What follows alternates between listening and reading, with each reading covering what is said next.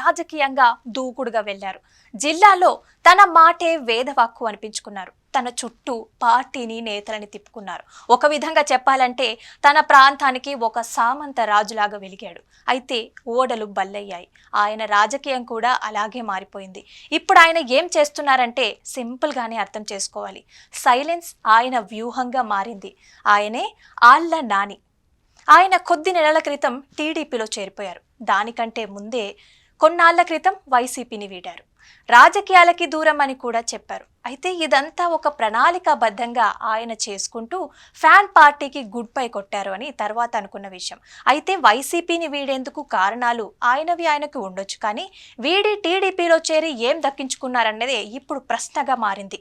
Cycle ఎక్కినా కూడా అధికార ప్రభలు ఏవీ దరిచేయడం లేదు. పార్టీలో ఉన్నారంటే ఉన్నారన్నట్లుగా ఉంది. ఏలూరు జిల్లాలో ఆళ్ల నాని ఒకనాడు అంతా తానై శాసించాడు. అలాంటి చోట పార్టీ మారి టీడీపీలో చేరారు. కానీ టీడీపీ నేతలైతే ఆయనని ఇంకా ప్రత్యర్థిగానే చూస్తున్నారు. ఆయన అవతల వైపు నిలిచి యువతల తమని ఇబ్బంది పెట్టారని, అధికారంలో ఉన్నప్పుడు తమ మీదనే కేసులు పెట్టారని వాళ్ళంతా గుర్తుపెట్టుకున్నారు. అందుకే ఆయన తమ పార్టీ వారిని చూడటం లేదని అంటున్నారు. ఇక జిల్లాల్లో పార్టీ కార్యక్రమాలు కానీ ఏ అధికారి వేడుకలకి కానీ నానికి పిలుపులు లేవని అంటున్నారు. ఆయన టీడీపీ నాయకుడని, తమ పార్టీ తీర్థం పుచ్చుకున్నాడని కానీ ఎవరూ అసలు ఆలోచించడం లేదని అంటున్నారు. దాంతో నాని మౌనమే నా భాష అని కాలక్షేపం చేస్తున్నారని అంటున్నారు. మరో 3.5 ఏళ్లలో ఏపీలో సార్వత్రిక ఎన్నికలు ఉన్నాయి. మరి నాని టీడీపీలో చేరినప్పుడు అధినాయకత్వం ఏ హామీ ఇచ్చిందో తెలియదు, కానీ ఆయనకి వచ్చే ఎన్నికలలో అయితే టికెట్ దక్కుతుందా అంటే డౌట్ అనే అంటున్నారు. ఎందుకంటే 3 పార్టీలతో కూటమి ఉంది.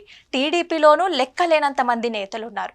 వారిని దాటుకొని ఆయన వద్దకి టికెట్ రావటం కష్టమే అంటున్నారు. ఇక దీనికి తోడు ఆయన పార్టీలో మొదటి నుంచి ఉన్న నేత కాదని ముద్ర కూడా వేస్తున్నారు. దాంతో ఎన్నికల వేళకి ఆళ్ల నాని తిరిగి తన మాతృ సంస్థ అయిన వైసీపీలోకి వెళ్తారా అన్న టాక్ అయితే నడుస్తుంది. మొత్తం మీద చూసుకుంటే మన మాజీ ఉప ముఖ్యమంత్రి కేఆర్ ఆఫ్ మౌనంగా ఆళ్ల నాని వర్తమానం ఉందని అంటున్నారు.